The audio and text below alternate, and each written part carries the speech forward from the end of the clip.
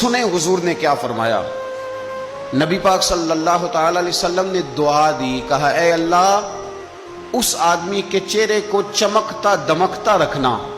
کیا دعا ہے، اور دی اس محبوب نے ہے کہ جو جب دعا کرتے تھے تو اعلیٰ حضرت بریلوی فرماتے ہیں قبولیت نیچے آ جایا کرتی۔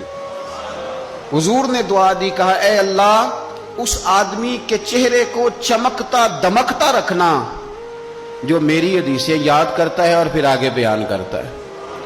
اس کے چہرے کو چمکتا دمکتا رکھنا، یہ رسول پاک صلی اللہ تعالی علیہ وسلم نے دعا دی۔ میرے عزیز، امام بخاری رحمۃ اللہ علیہ کے ایک شاگرد تھے محمد بن عباس، وہ کہتے ہیں مجھے امام بخاری نا حدیثیں لکھوایا کرتے تھے اور میں حدیثیں لکھا کرتا تھا۔ جب آپ حدیث پاک پڑھتے ہیں یا حدیث پاک سنتے ہیں تو کئی دفعہ ایسے ہوتا ہے کہ آپ کوئی واقعہ اچھے طریقے سے پڑھ رہے ہیں، حضور کے دور کا صلی اللہ علیہ وسلم یا سن رہے ہیں، ایسے لگتا ہے کہ وہ منظر آنکھوں کے سامنے گھوم گیا ہے۔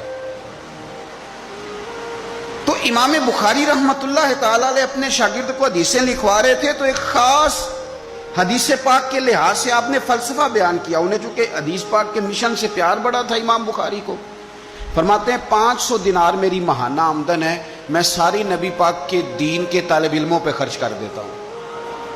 یہ مشن سے پیار ہے۔ تو امام بخاری رحمۃ اللہ تعالی علیہ کے شاگرد محمد بن عباس فرماتے ہیں میں حدیثیں لکھ رہا تھا تو انسان تھک جاتا ہے، کہتے میں لکھتے لکھتے امام صاحب چونکہ لکھواتے جا رہے تھے تو میں تھک گیا۔ تو امام بخاری رحمۃ اللہ تعالی علیہ نے جب محسوس کیا نا کہ میں کوئی سست ہو گیا ہوں، تھک گیا ہوں، تو فرمانے لگے مجھ سے کہ جو کھیل کود والے لوگ ہیں نا، شاگرد سے کہتے ہیں جو کھیل کود والے لوگ ہیں وہ کھیل کود میں خوش رہتے ہیں، جو تاجر ہیں وہ تجارت میں خوش رہتے ہیں، جو سیاحت کے شوقین ہیں وہ گھومنے پھرنے میں خوش رہتے ہیں۔ فرمایا تو کتنا خوش نصیب ہے کہ جب سے تو بیٹھا ہے یا نبی پاک علیہ السلام کے ساتھ بیٹھا ہوا ہے یا حضور کے صحابہ کے ساتھ بیٹھا ہوا ہے۔ وہ یا نبی پاک کی حدیثیں لکھنا، حدیثیں جمع کرنا، حدیثیں بیان کرنا، حدیث کے ساتھ تعلق رکھنا، اس کا معنی یہ ہے کہ آپ نے نبی پاک کی صحبت اختیار کی ہوئی، آپ نے حضور کے صحابہ کی صحبت اختیار کی ہوئی۔ حدیث پاک کو یاد رکھیں، حدیثیں اپنے ذہن کے اندر بٹھائیں۔